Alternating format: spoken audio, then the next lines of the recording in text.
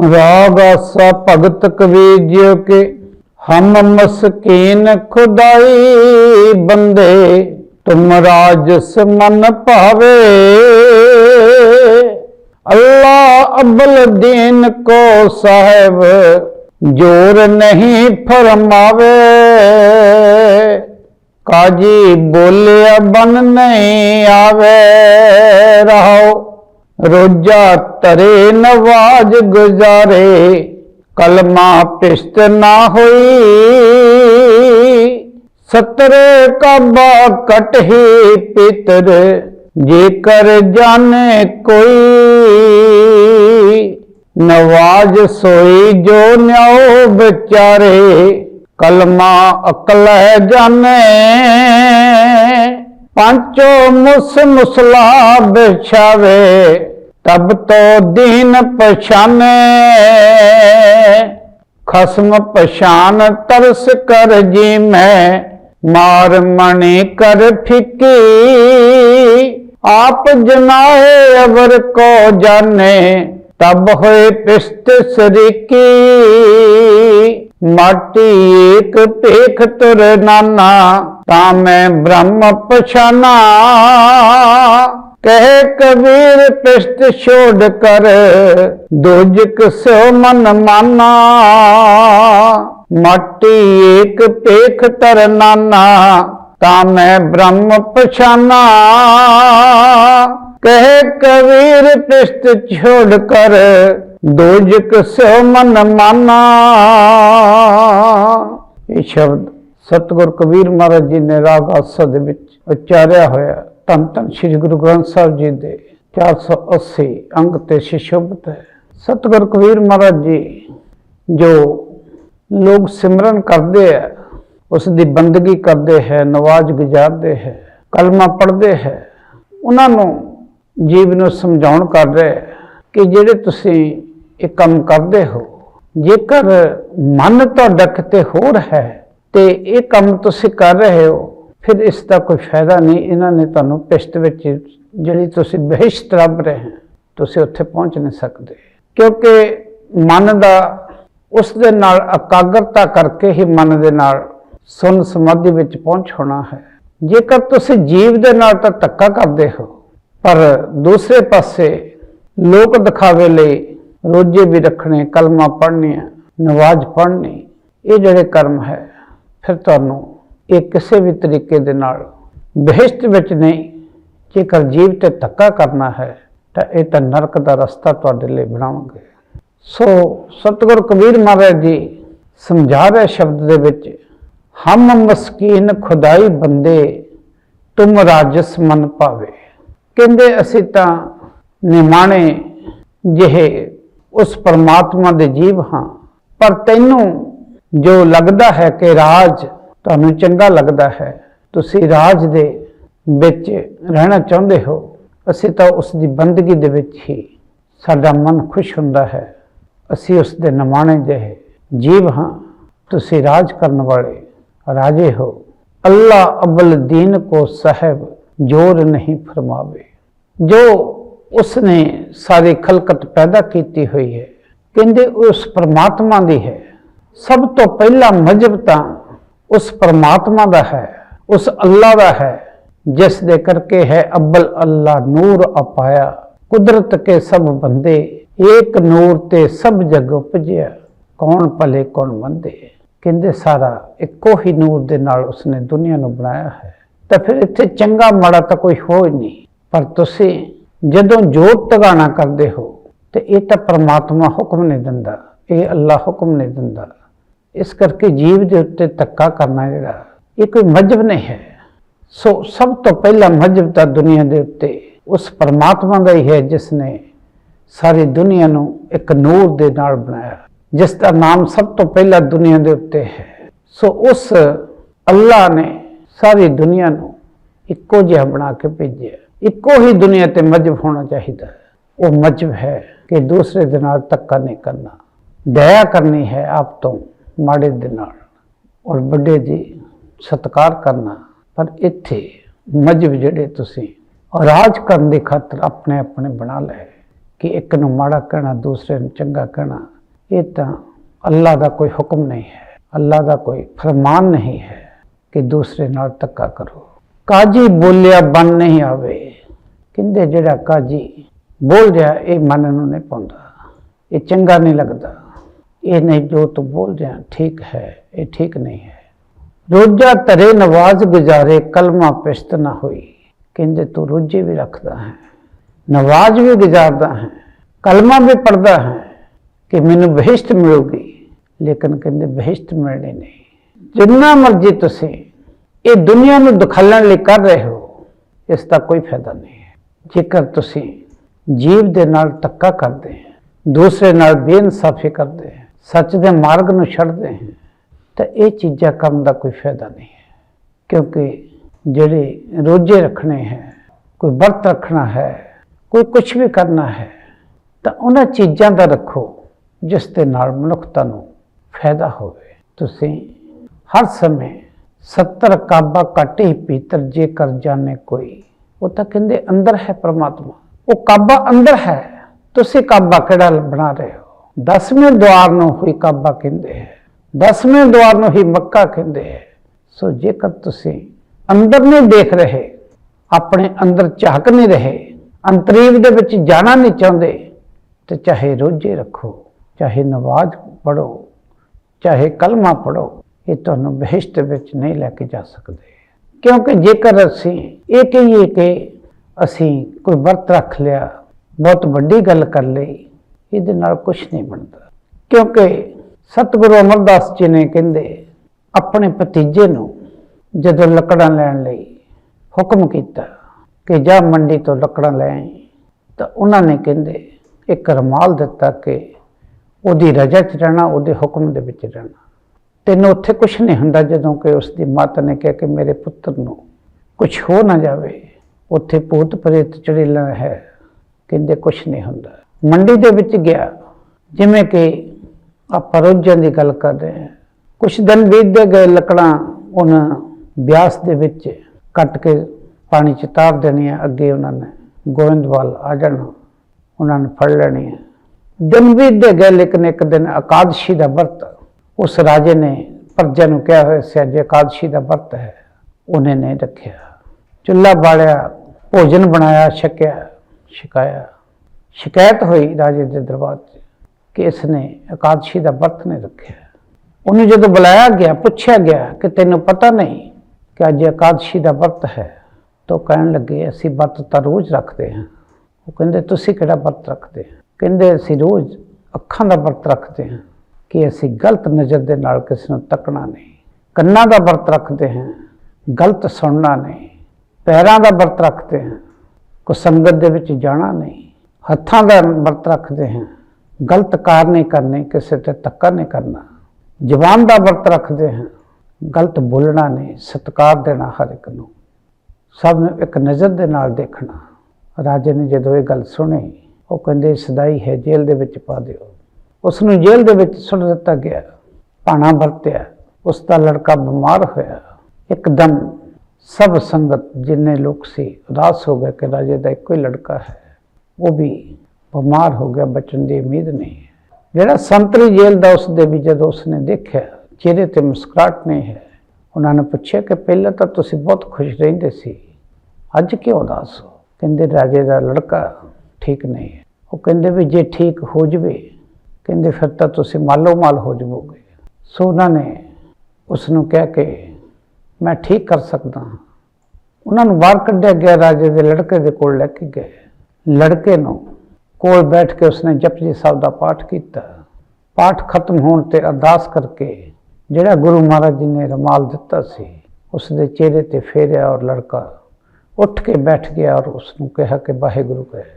जदों उसने वाहिगुरु कहा तो राजा बहुत खुश हो गया और उसकी बहुत ही सेवा होनी शुरू हो गई। उसके मन दे विच हौमे आ गई कि आपां वापस जाके की करना है, इत्थे बड़ी पूजा होने लग पई है। वो जिहड़ी शक्ति सी वो तो गुरुआं दे दित्ती हुई सी, वो खत्म हो गई। खत्म होंदे सार उसनूं सुपना एक दिन आउंदा है कि तू इत्थों दौड़ जा, हुण तू पकड़िया जावेगा।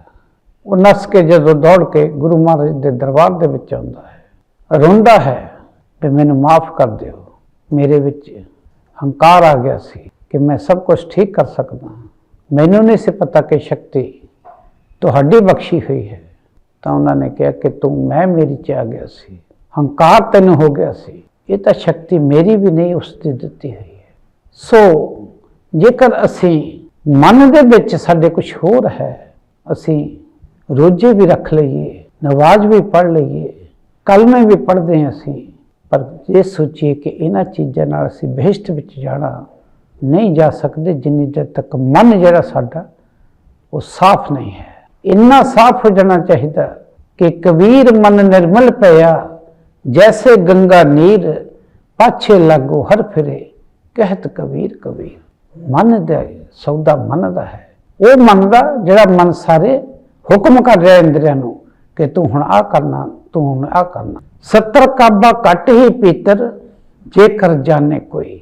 ਉਹ ਤਾਂ ਕਹਿੰਦੇ ਅੰਦਰ ਹੀ ਕਾਬਾ ਹੈ, ਜੇਕਰ ਤੂੰ ਸਮਝਣ ਵਾਲਾ ਸਮਝ ਲਵੇ। ਅੰਦਰ ਉਸਨੇ ਦੇਖਣਾ ਹੈ ਆਪਣੇ ਕਿ ਇੱਥੇ ਹੀ ਮੱਕਾ ਹੈ, ਇੱਥੇ ਹੀ ਕਾਬਾ ਹੈ, ਇੱਥੇ ਹੀ ਸੱਚਖੰਡ ਹੈ, ਇੱਥੇ ਹੀ ਬੇਗਮਪੁਰਾ ਹੈ, ਸਭ ਕੁਝ ਬੰਦੇ ਦੇ ਅੰਦਰ ਹੈ। ਨਵਾਜ਼ ਸੋਈ ਜੋ ਨਿਉ ਵਿਚਾਰੇ, ਕਲਮਾ ਅਕਲੇ ਜਾਣੇ। ਨਵਾਜ਼ ਤਾਂ ਕਹਿੰਦੇ ਉਹ ਹੁੰਦੀ ਹੈ ਜਿਹੜੀ ਦੂਜਿਆਂ ਨੂੰ ਨਿਆਂ ਦੇਵੇ, ਦੂਜਿਆਂ ਨਾਲ ਇਨਸਾਫ ਕਰੇ, ਕਿਸੇ ਦੇ ਨਾਲ ਧੱਕਾ ਨਾ ਹੋਵੇ, ਉਹ ਨਿਆਂ ਨੂੰ ਵਿਚਾਰੇ ਕਿ ਕੀ ਵਿਚਾਰਨਾ ਹੈ। ਤੇ ਕਲਮਾ ਉਹ ਹੈ ਕਿ ਤੈਨੂੰ ਅਕਲ ਜਿਹੜੀ ਹੈ ਉਹ ਇਨਸਾਫ ਕਰਨ ਲਈ ਪ੍ਰਮਾਤਮਾ ਬਖਸ਼ ਦੇਵੇ, ਉਹ ਕਲਮਾ ਹੋਊਗਾ ਤੇਰਾ। ਸੋ ਸਾਰੇ ਹੀ ਜੋ ਇਸ ਲਾਈਨ ਦੇ ਵਿੱਚ ਪ੍ਰਮਾਤਮਾ ਨੂੰ ਸਿਮਰਨ ਲਈ, ਉਸ ਦੀ ਬੰਦਗੀ ਕਰਨ ਲਈ ਕੀਤਾ ਜਾਂਦਾ, ਉਹਨਾਂ ਦੇ ਬਾਰੇ 'ਚ ਨਵਾਜ਼ ਬਾਰੇ ਵੀ, ਕਲਮਾ ਬਾਰੇ ਵੀ ਸਤਿਗੁਰ ਕਬੀਰ ਮਹਾਰਾਜ ਜੀ ਕਹਿ ਰਹੇ ਹੈ ਕਿ ਤੇਰੀ ਨਵਾਜ਼ ਤਾਂ ਹੀ ਮਨਜ਼ੂਰ ਹੋਣੀ ਹੈ ਜੇਕਰ ਤੂੰ ਦੂਸਰਿਆਂ ਲਈ ਇਨਸਾਫ ਕਰੇਗਾ, ਧੱਕਾ ਨਹੀਂ ਕਰੇਗਾ। ਪਾਂਚੋ ਮੁਸਲਾ ਵਿਛਾਵੇ, ਤਬ ਤੋਂ ਦੀਨ ਪਛਾਣੇ। ਜੇਕਰ ਕਹਿੰਦੇ ਤੂੰ 5 ਚੋਰਾਂ ਨੂੰ, ਠੱਗਣ ਵਾਲੇ ਚੋਰਾਂ ਨੂੰ ਕੰਟਰੋਲ ਕਰ ਲਵੇਂ, ਕਾਮ ਕ੍ਰੋਧ ਲੋਭੋ ਹੰਕਾਰ ਨੂੰ ਖਤਮ ਕਰ ਲਵੇਂ, ਤਾਂ ਫਿਰ ਉਹ ਤੇਰਾ ਮਸਲਾ ਹੈ। ਫਿਰ ਉਸ ਮਸਲੇ ਤੇ ਬੈਠ ਕੇ ਤੂੰ, ਫਿਰ ਤੈਨੂੰ ਦੀਨ ਦਾ ਪਤਾ ਲੱਗਣਾ ਕਿ ਮਜ਼ਹਬ ਕੀ ਹੈ। ਫਿਰ ਤੈਨੂੰ ਉਸ ਮਸਲੇ ਤੇ ਬੈਠ ਕੇ ਜਦੋਂ ਤੂੰ ਨਵਾਜ਼ ਗੁਜ਼ਾਰੇਗਾ, ਕਲਮਾ ਪੜ੍ਹੇਗਾ, ਫਿਰ ਤੈਨੂੰ ਪਤਾ ਲੱਗਣਾ ਕਿ ਇਸ ਸਰੀਰ ਦੇ ਵਿੱਚੋਂ ਮੈਂ ਕਾਮ ਕ੍ਰੋਧ ਲੋਭ ਹੰਕਾਰ ਨੂੰ ਖਤਮ ਕਰ ਦਿੱਤਾ ਤੇ ਮਨ ਮੇਰਾ ਨੀਵੇਂ ਪਾਸੇ ਨੂੰ ਨੀਵਾਂ ਹੋ ਗਿਆ ਔਰ ਮਤ ਉੱਚੀ ਹੋ ਗਈ। ਫਿਰ ਦੀਨ ਜਿਹੜਾ ਉਹ ਤੂੰ ਪਛਾਣ ਲਵੇਗਾ। ਖਸਮ ਪਛਾਣ ਤਰਸ ਕਰ ਜੀਪੇ, ਮਾਰ ਮਣੀ ਕਰ ਫਿੱਕੀ। ਉਹ ਕਹਿੰਦੇ ਆਪਣੇ ਮਾਲਕ ਨੂੰ ਪਛਾਣ। ਕਿਵੇਂ ਪਛਾਣੇਗਾ? ਜੇਕਰ ਪਰਮਾਤਮਾ ਦੀ ਕਿਰਪਾ ਹੋ ਗਈ ਤੇਰੇ ਤੇ, ਤੂੰ ਜੀਵ ਦੇ ਉੱਤੇ ਦਇਆ ਕਰ। ਜੀਵ ਤੇ ਦਇਆ ਕਰਨਾ ਹੀ ਸਭ ਤੋਂ ਪਹਿਲਾ ਵੱਡਾ ਧਰਮ ਹੈ। ਜੇਕਰ ਦਇਆ ਹੀ ਸਾਡੇ ਮਨ ਦੇ ਵਿੱਚ ਹੈ ਨਹੀਂ, ਅਸੀਂ ਦੂਸਰਿਆਂ ਨਾਲ ਧੱਕੇ ਕਰ ਰਹੇ ਹਾਂ, ਬੇਇਨਸਾਫੀਆਂ ਕਰ ਰਹੇ ਹਾਂ, ਜ਼ੁਲਮ ਕਰ ਰਹੇ ਹਾਂ, ਜ਼ਬਰ ਕਰ ਰਹੇ ਹਾਂ, ਦਇਆ ਸਾਡੇ ਵਿੱਚ ਕਿੱਥੇ ਹੋਊਗੀ? ਤਾਂ ਦਇਆ ਤੋਂ ਹੀ ਤਾਂ ਧਰਮ ਪੈਦਾ ਹੋਣਾ। ਤੇ ਇੱਥੇ ਤਾਂ ਧਰਮ ਜਿਹੜੇ ਹੈ ਨਾਂ ਦੇ ਬਣਾ ਲਏ। ਇਸ ਕਰਕੇ ਮਾਰ ਮਣੀ ਕਰ ਫਿੱਕੀ, ਆਪਣੇ ਮਨ ਦੇ ਹੰਕਾਰ ਨੂੰ ਮਾਰ। ਤੂੰ ਕਾਹਦਾ ਮਾਣ ਕਰਦਾ ਹੈ? ਇਹ ਤਾਂ ਮਾਣ ਜਿਹੜਾ ਹੈ, ਇਸ ਨੂੰ ਜਿੰਨੀ ਦੇਰ ਤੱਕ ਹੰਕਾਰ ਨੂੰ ਖਤਮ ਨਹੀਂ ਕਰ ਦਿੰਦਾ, ਤੇਰਾ ਕੁਝ ਵੀ ਕੀਤਾ ਹੋਇਆ ਮਨਜ਼ੂਰ ਨਹੀਂ ਹੋ ਸਕਦਾ।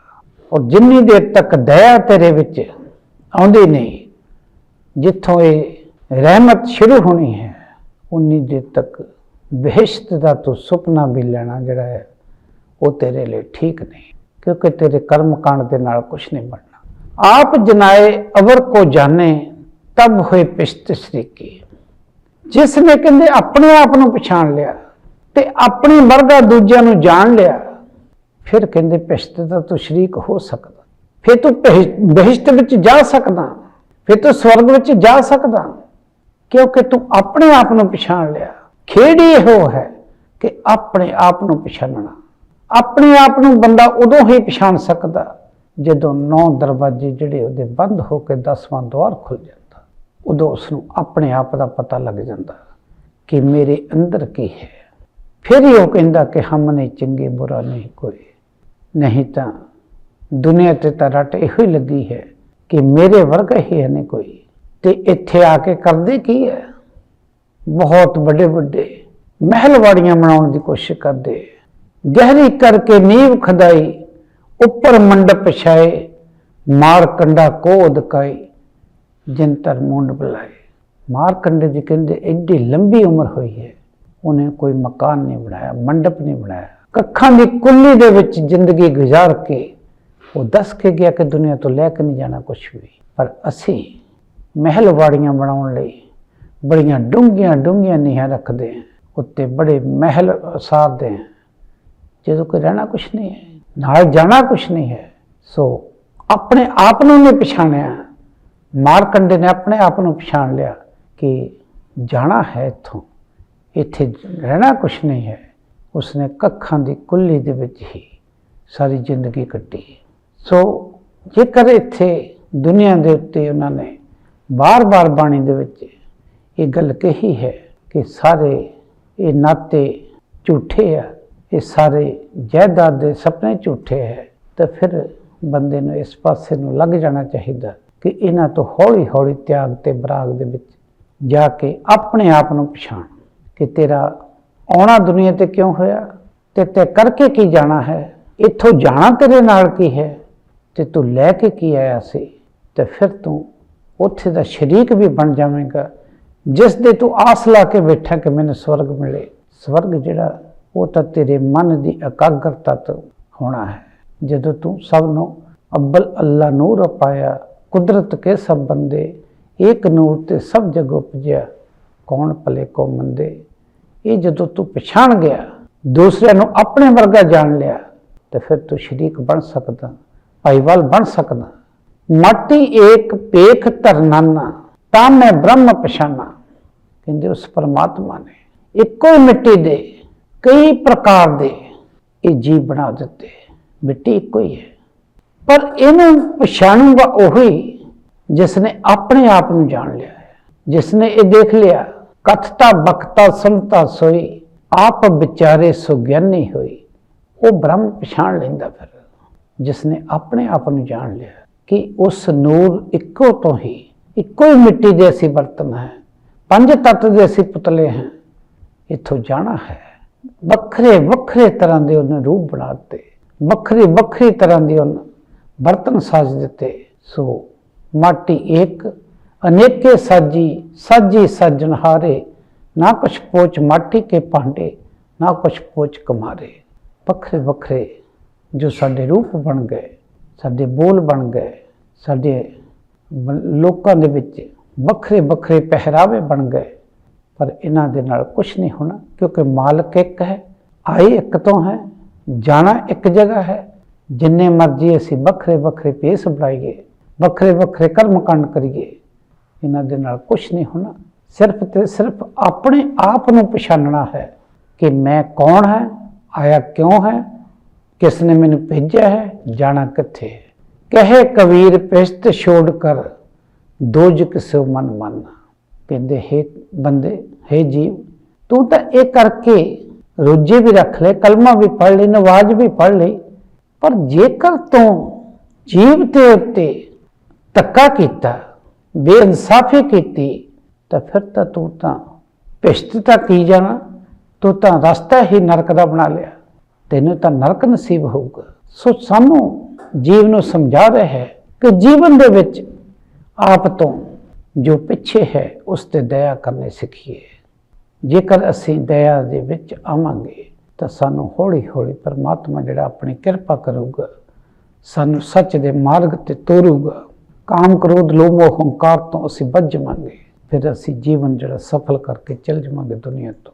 सो जो सतगुर कबीर महाराज जी समझा रहे हैं कि जो अपने आप नूं इत्थे राज करने लई आए है कि असी राजे हैं जां इत्थे असी कुछ होर है, सवाई एक उस दे बंदे तो इत्थे कुछ भी नहीं है, सब ओही भेज दिया। सो जीव नूं अपने आप नूं पछाणन लई जो वो एक गल कह रहे हैं कि किसी ते बेइंसाफी करने की बजाय तरस कर, दया कर, इंसाफ कर, ये मार्ग अपनाउण लई आओ बेनती करिए उन्हां दे चरनां दे विच।